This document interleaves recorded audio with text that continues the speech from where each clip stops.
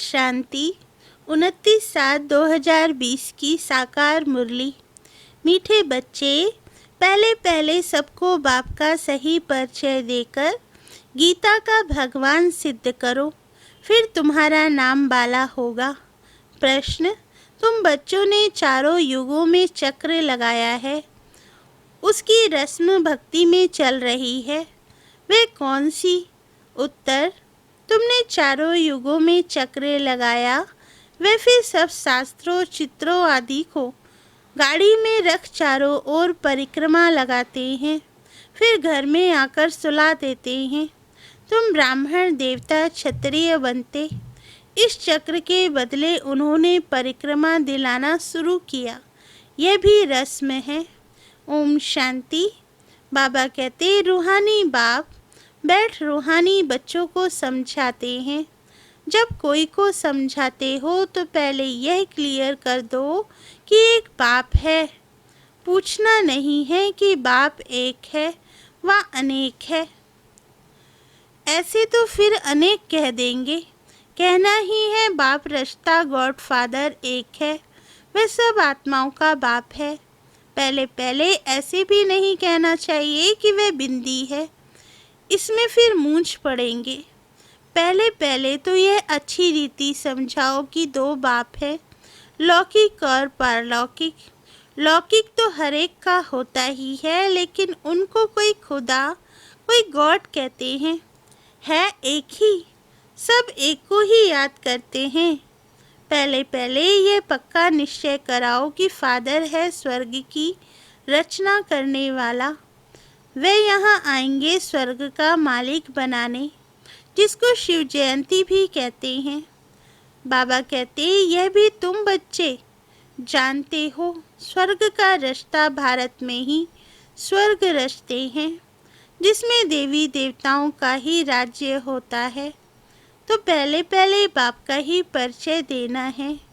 उनका नाम है शिव। गीता में भगवान उवाच है ना, पहले पहले तो यह निश्चय कराए लिखा लेना चाहिए। गीता में है भगवान उवाच, मैं तुमको राजयोग सिखाता हूँ, अर्थात नर से नारायण बनाता हूँ। ये कौन बना सकते हैं? जरूर समझाना पड़े भगवान कौन है, फिर यह भी समझाना होता है। सतयुग में पहले नंबर में जो लक्ष्मी नारायण है, जरूर वही 84 जन्म लेते होंगे। पीछे फिर और धर्म वाले आते हैं, उन्हों के इतने जन्म हो न सके, पहले आने वालों के ही 84 जन्म होते हैं। सतयुग में तो कुछ सीखते नहीं हैं, जरूर संगम पर ही सीखते होंगे। तो पहले पहले बाप का परिचय देना है। जैसे आत्मा देखने में नहीं आती है, समझ सकते हैं, वैसे परमात्मा को भी देख नहीं सकते, बुद्धि से समझते हैं। वह हम आत्माओं का बाप है, उनको कहा जाता है परमात्मा। वह सदैव पावन है, उनको आकर पति दुनिया को पावन बनाना होता है। तो पहले बाप एक है, ये सिद्ध कर बताने से गीता का भगवान कृष्ण नहीं है, वह सिद्ध हो जाएगा। तुम बच्चों को सिद्ध कर बताना है। एक बाप को ही टुत कहा जाता है, बाकी कर्मकांड व तीर्थादि की बातें सब भक्ति मार्ग में शास्त्रों में है। ज्ञान में तो इनका कोई वर्णन ही नहीं है। यहाँ कोई शास्त्र नहीं, बाप आकर सारा राज समझाते हैं। पहले पहले तुम बच्चे इस बात पर जीत पाएंगे कि भगवान एक निराकार है, ना कि साकार। परमपिता परमात्मा शिव भगवान उवाच, ज्ञान का सागर सबका बाप वह है। श्री कृष्ण तो सबका बाप हो नहीं सकता, वह किसी को कह नहीं सकता कि देह के सब धर्म छोड़ मामेकम याद करो। है बहुत सहज बात, परंतु मनुष्य शास्त्रादि पढ़कर भक्ति में पक्के हो गए हैं। आजकल शास्त्रों आदि को गाड़ी में रख परिक्रमा देते हैं, चित्रों को ग्रंथों को भी परिक्रमा दिलाते हैं, फिर घर में आकर सुलाते हैं, फिर घर में लाकर सुलाते हैं। अभी तुम बच्चे जानते हो हम देवता से क्षत्रिय वैश्य शूद्र बनते हैं। यह चक्र लगाते हैं। चक्र के बदले वह फिर परिक्रमा दिलाकर घर में जाए रखते हैं। उन्हों का एक मुकर्रर दिन रहता है जब परिक्रमा दिलाते हैं। तो पहले पहले ये सिद्ध कर बताना है कि श्री कृष्ण भगवानुवाच नहीं, परंतु शिव भगवानुवाच है। शिव ही पुनर्जन्म रहित है। वे आते जरूर हैं, परंतु उनका दिव्य जन्म है। भागीरथ पर आकर सवार होते हैं, पतितों को आकर पावन बनाते हैं। रचना और रचना के आदि मध्य अंत का राज समझाते हैं, जो नॉलेज और कोई नहीं जानते। बाप को आपे ही आकर अपना परिचय देना है। मुख्य बात है ही बाप के परिचय की। वही गीता का भगवान है, यह तुम सिद्ध कर बताएंगे तो तुम्हारा नाम बहुत बाला हो जाएगा। तो ऐसा पर्चा बनाकर उसमें चित्र आदि भी लगाकर फिर एरोप्लेन से गिराने चाहिए। बाप मुख्य मुख्य बातें समझाते रहते हैं। तुम्हारी मुख्य एक बात में जीत हुई तो बस तुमने जीत पाई। इसमें तुम्हारा नाम बहुत बाला हुआ है। इसमें कोई खिटपिट नहीं करेंगे। यह बड़ी क्लियर बात है। बाप कहते हैं मैं सर्वव्यापी कैसे हो सकता हूँ। मैं तो आकर बच्चों को नॉलेज सुनाता हूँ। पुकारते भी हैं, आकर पावन बनाओ, रचना और रचना का ज्ञान सुनाओ। महिमा भी बाप की अलग, कृष्ण की अलग है। ऐसे नहीं शिव बाबा आकर फिर कृष्ण व नारायण बनते हैं, 84 जन्मों में आते नहीं हैं। तुम्हारी बुद्धि सारी यह बातें समझाने में लगी रहनी चाहिए। मुख्य है ही गीता, भगवानुवाच है तो जरूर भगवान का मुख चाहिए ना। भगवान तो है निराकार, आत्मा मुख बगैर बोले कैसे। तब कहते हैं मैं साधारण तन का आधार लेता हूँ। जो पहले लक्ष्मी नारायण बनते हैं वही 84 जन्म लेते लेते पिछाड़ी में आते हैं, तो फिर उनके ही तन में आते हैं। कृष्ण के बहुत जन्मों के अंत में आते हैं। ऐसे ऐसे विचार सागर मंथन करो कि कैसे किसको समझाएं। एक ही बात से तुम्हारा नाम बाला हो जाएगा। रास्ता बाप का सबको मालूम पड़ जाएगा। फिर तुम्हारे पास बहुत आएंगे, तुमको बुलाएंगे कि यहाँ आकर भाषण करो। इसलिए पहले पहले अल्फ सिद्ध कर समझाओ। तुम बच्चे जानते हो बाबा से हम स्वर्ग का वर्षा ले रहे हैं। बाबा हर 5000 वर्ष बाद भारत में ही भाग्यशाली रथ पर आते हैं। यह है सौभाग्यशाली जिस रथ में भगवान आकर बैठते हैं। कोई कम है क्या? भगवान इनमें बैठ बच्चों को समझाते हैं कि मैं बहुत जन्मों के अंत में इसमें प्रवेश करता हूँ। श्री कृष्ण की आत्मा का रथ है ना। वह खुद कृष्ण तो नहीं है, बहुत जन्मों के अंत का है। हर जन्म में फीचर्स, ऑक्यूपेशन आदि बदलता रहता है। बहुत जन्मों के अंत में जिसमें प्रवेश करता हूँ वह फिर कृष्ण बनते हैं, आते हैं संगम युग में। हम भी बाप का बनकर बाप से वर्षा लेते हैं। बाप पढ़ाकर साथ ले जाते हैं और कोई तकलीफ की बात नहीं। बाप सिर्फ कहते हैं माँ में कम याद करो। तो यह अच्छी रीति विचार सागर मंथन करना चाहिए कि कैसे कैसे लिखें। यही मुख्य मिस्टेक है, जिस कारण ही भारत अनराइटियस, इरिलीजियस, इंसॉल्वेंट बना है। बाप फिर आकर राजयोग सिखलाते हैं, भारत को राइटियस, असॉल्वेंट बनाते हैं, सारी दुनिया को राइटियस बनाते हैं। उस समय सारे विश्व के मालिक तुम ही हो।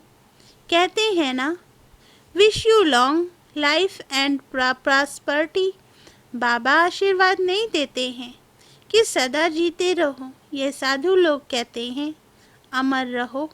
तुम बच्चे समझते हो अमर तो जरूर अमरपुरी में होंगे, मृत्युलोक में फिर अमर कैसे कहेंगे। तो बच्चे जब मीटिंग आदि करते हैं तो बाप से राय पूछते हैं। बाबा एडवांस राय देते हैं। सब अपनी अपनी राय लिख भेजे, फिर बल इकट्ठे भी हो। राय तो मुरली में लिखने से सबके पास पहुंच सकती है। 2-3 हजार खर्चा बच जाए। इन 2-3 हजार से तो 2-3 सेंटर खोल सकते हैं। गांव गांव में जाना चाहिए, चित्र आदि लेकर। बाबा कहते तुम बच्चों का जास्ती इंटरेस्ट सूक्ष्म वतन की बातों में नहीं होना चाहिए। ब्रह्मा विष्णु शंकर आदि चित्र हैं तो इस पर थोड़ा समझाया जाता है। इन्हों का बीच में थोड़ा पार्ट है। तुम जाते हो मिलते हो, बाकी और कुछ है नहीं, इसलिए इसमें जास्ती इंटरेस्ट नहीं लिया जाता है। यहाँ आत्मा को बुलाया जाता है, उनको दिखाते हैं। कोई कोई आकर रोते भी हैं, कोई प्रेम से मिलते हैं, कोई दुख के आंसू बहाते हैं। यह सब ड्रामा में पार्ट है। जिसको चिटचैट कही जाए, वो लोग तो ब्राह्मण में कोई की आत्मा को बुलाते हैं, फिर उनको कपड़ा आदि पहनाएंगे। अब शरीर तो वह खत्म हो गया, बाकी पहनेंगे कौन। तुम्हारे पास वह रस्म नहीं है, रोने आदि की बात ही नहीं, तो ऊंचते ऊंच बनना है। वह कैसे बने। जरूर बीच में संगम युग है जब पवित्र बनते हैं। तुम एक बात सिद्ध करेंगे तो कहेंगे यह तो बिल्कुल ठीक बताते हैं। भगवान कभी झूठ थोड़े ही बता सकते हैं। फिर बहुतों को अब प्यार भी होगा, बहुत आएंगे। समय पर बच्चों को सब पॉइंट्स भी मिलती रहती है। पिछाड़ी में क्या क्या होना है वह भी देखेंगे। लड़ाई लगेगी, बॉम्ब्स छूटेंगे। पहले मौत है उस तरफ, यहाँ तो रक्त की नदियाँ बहनी हैं। फिर घी दूध की नदी। पहले पहले धुआं विलायत से निकलेगा। डर भी वहाँ है। कितने बड़े बड़े बॉम्ब्स बनाते हैं, क्या क्या उसमें डालते हैं जो एकदम शहर को खलास कर देते हैं, यह भी बताना है। किसने स्वर्ग की राजाई स्थापन की। हेवनली गॉडफादर जरूर संगम पर ही आते हैं। तुम जानते हो अभी संगम है। तुमको मुख्य बात समझाई जाती है। बाप के याद की, जिससे ही पाप कटेंगे। भगवान जब आया था तो कहा था मामेकम याद करो, तो तुम सतो प्रधान बन जाएंगे, मुक्ति धाम में जाएंगे। फिर पहले से लेकर चक्र रिपीट होगा। डिटिज्म, इस्लामिज्म, बुद्धिज्म। तुम स्टूडेंट की बुद्धि में ये सारी नॉलेज होनी चाहिए ना, खुशी रहती है। हम कितनी कमाई करते हैं, यह अमर कथा अमर बाबा तुमको सुनाते हैं। तुम्हारे अनेक नाम रख दिए हैं। मुख्य पहले पहले डिटिज्म, फिर सबकी वृद्धि होते होते झाड़ बढ़ता जाता है। अनेक धर्म, अनेक मतें हो जाती हैं। यह एक धर्म एक श्रीमत से स्थापन होता है। दैत्य की बात नहीं, यह रूहानी नॉलेज रूहानी बाप बैठ समझाते हैं। तुम बच्चों को खुशी में भी रहना चाहिए। बाबा कहते तुम जानते हो बाप हमको पढ़ाते हैं।